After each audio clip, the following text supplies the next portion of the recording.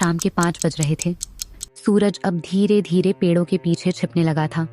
आसमान में हल्का सुनहरा रंग फैल गया था और हवा में मिट्टी की वो जानी पहचानी खुशबू तैर रही थी जो बारिश के बाद पूरे गांव को महका देती है। गांव का नाम था भोराटोली। छोटा सा मगर बेहद शांत गांव। चारों तरफ खेत, बीच में एक तालाब और उससे आगे फैला हुआ था वो घना जंगल जिसके बीच से होकर एक संकरा रास्ता निकलता था। उसी रास्ते को गांव वाले जंगल का वो रास्ता कहते थे। जो भी उस रास्ते से रात के समय गुजरा या तो वापस नहीं लौटा या फिर लौटा तो बदहवास और खामोश हो गया। गांव में बूढ़े बुजुर्गों के पास उस रास्ते की कहानियां थीं। कोई कहता वहाँ एक आत्मा भटकती है। कोई कहता पुराने जमाने में वहां डाकुओं का बसेरा था। मगर अब वो सब सिर्फ बातें रह गई थी। कोई ये साबित नहीं कर पाया कि आखिर उस रास्ते पर होता क्या है। रवि, एक 22 साल का युवक जो हाल ही में शहर से अपने गांव लौटा था, इन सब बातों को बस अंधविश्वास मानता था। वो पढ़ा लिखा लड़का था जिसने शहर में इंजीनियरिंग की पढ़ाई की थी। गांव वापस आया तो लोगों की बातें सुनकर हंस पड़ा। भूत प्रेत कुछ नहीं होते, ये सब तुम्हारे डर की बातें हैं। वो अपने दोस्त सुरेश से कहता। सुरेश, जो बचपन से रवि का साथी था, थोड़ा डरपोक किस्म का लड़का था। तू जाने की मत सोच रवि, उस रास्ते से जाने वाले कभी ठीक नहीं लौटे। भैया, अब 2025 चल रहा है और तुम अभी भी भूतों की बातें कर रहे हो।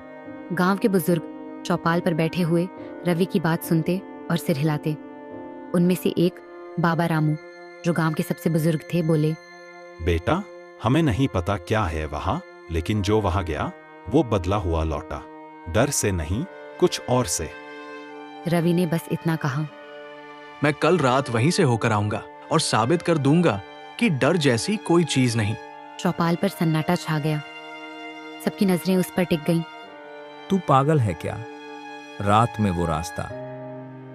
हाँ, रात में ही। दिन में जाने का क्या मजा? सब सच्चाई तो अंधेरे में ही दिखती है।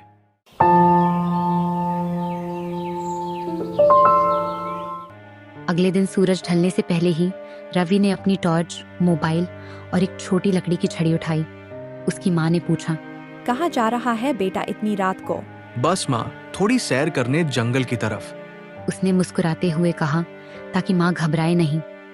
पर माँ ने उसकी आंखों में देखा, वहां एक जिद थी और एक अजीब सी चमक। जंगल का रास्ता गांव के उत्तर दिशा में था। खेतों के किनारे से होकर फिर बांस के झुरमुट से निकलते ही वो रास्ता शुरू होता था। रात गहरा चुकी थी। हवा में ठंडक थी। झींगुरों की आवाज़ चारों ओर गूंज रही थी। रवि टॉर्च जलाए आगे बढ़ रहा था। रास्ता संकरा और ऊबड़ खाबड़ था। जंगल के रास्तों के किनारे झाड़ियाँ थीं जो इस जंगल को और डरावना बनाती थी। कभी कभी उल्लू के भी आया करती थी। पर रवि निडर था। उसने धीरे धीरे चलना जारी रखा। थोड़ी दूर चलने पर उसे रास्ते के किनारे एक पुराना कुआं दिखा। कुआं सूख चुका था, लेकिन उसके आसपास कुछ अजीब सी नमी थी, जैसे वहां हाल ही में किसी ने पानी गिराया हो। रवि ने टॉर्च की रोशनी कुएं के अंदर डाली। नीचे अंधेरा ही अंधेरा था। अचानक उसे लगा जैसे कोई छाया हिली हो। उसने तुरंत टॉर्च ऊपर की, पर वहां कुछ नहीं था। शायद हवा है, उसने अपने आप से कहा। पर जैसे ही उसने मुड़कर चलना शुरू किया, पीछे से हल्की फुसफुसाहट सुनाई दी। रवि! वो रुक गया। दिल की धड़कन तेज हो गई। उसने चारों तरफ देखा। टॉर्च की रोशनी इधर उधर दौड़ आई। कुछ नहीं था। कौन है वहां? कोई जवाब नहीं मिला, सिर्फ पत्तों की सरसराहट और ठंडी हवा। रवि ने कदम तेज कर दिए। जंगल अब और भी घना हो गया था। ऊपर पेड़ों की डालियां आपस में इस तरह जुड़ी थीं कि चांदनी अंदर नहीं आ पा रही थी। रास्ता जैसे अंधेरे में निगल गया था। टॉर्च की रोशनी बस कुछ फीट तक ही जा रही थी। अचानक किसी के पैर चलने की थप थप आवाज़ आने लगी पीछे से। रवि रुका, तभी आवाज़ भी रुक गई। वो आगे बढ़ा तो आवाज़ फिर से आई। अब वो डर और जिज्ञासा के बीच फंस गया था। उसने टॉर्च पीछे घुमाई और टॉर्च की रोशनी में एक सफ़ेद साया दिखा। लंबी कद काठी, खुले बाल और चेहरा धुंधला सा। रवि का शरीर सिहर गया। कौन है वहां? उसने कांपती आवाज में पूछा। वो साया स्थिर खड़ा रहा। फिर धीरे धीरे उसने अपना सिर झुकाया, जैसे कुछ कहना चाह रहा हो। और तभी हवा का तेज झोंका चला। टॉर्च बंद हो गई। अंधेरे में रवि को लगा जैसे कोई उसके बहुत पास आ गया हो। वो पीछे हटने लगा, मगर उसका पैर किसी चीज से टकराया और वो गिर पड़ा। उसके कानों में एक धीमी मगर साफ आवाज गूंजी। वो रास्ता छोड़ दे रवि, अब भी वक्त है। रवि ने चीखने की कोशिश की, लेकिन आवाज गले में ही अटक गई। वो बस टॉर्च को फिर से जलाने की कोशिश करता रहा। आखिरकार टॉर्च जली, पर सामने कुछ नहीं था। सिर्फ हवा में झूलती एक लाल चुनरी थी जो किसी डाल पर अटकी थी।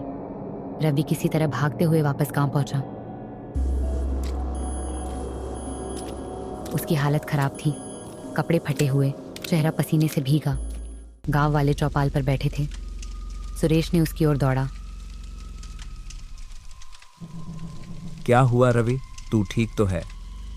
रवि कुछ देर तक कुछ बोल नहीं पाया, फिर धीरे से कहा। वहां कोई था, उसने मेरा नाम लिया। सब चुप थे।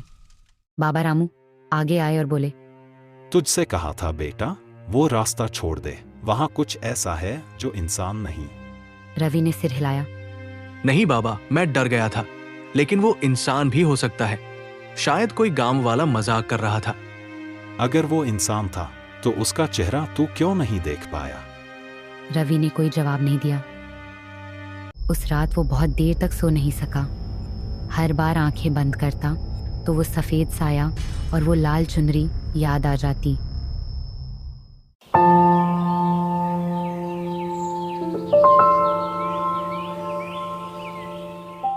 सुबह होते ही रवि ने तय किया कि वो दोबारा उस रास्ते पर जाएगा, लेकिन इस बार दिन के उजाले में। सुरेश और गांव के 2 और लड़के पप्पू और उसके साथ गए। तीनों के हाथों में डंडे और एक बड़ा कैमरा था। रास्ता वही था, मगर दिन के उजाले में सब कुछ सामान्य लग रहा था। कुआं, झाड़ियाँ, पेड़, सब वैसे ही। पर जब रवि ने उस जगह की तरफ देखा जहां लाल चुनरी लटक रही थी, तो उसकी आंखें चौड़ी हो गईं। वो चुनरी अब भी वहां थी, लेकिन उस पर सूखे खून के धब्बे थे। पप्पू ने डर कर कहा, भाई अब लौट चलो, अच्छा नहीं लग रहा। रवि ने चुनरी को उतार कर देखा। वो पुरानी थी, जैसे कई सालों से वहां हो, लेकिन उस पर ताजा खून का निशान था। शायद किसी जानवर का होगा। हो सकता है, लेकिन मैं जानना चाहता हूँ कि रात को वहां कौन था। तभी पप्पू ने पेड़ के नीचे कुछ देखा। जमीन में हल्का सा गड्ढा था और उसमें किसी ने हाल ही में कुछ दफनाया था। उन्होंने मिट्टी हटाई तो एक पुराना कांच का ताबीज मिला, जिस पर अजीब सी लिपि में कुछ लिखा था। उस ताबीज को बाबा रामू के पास दिखाने चल गए।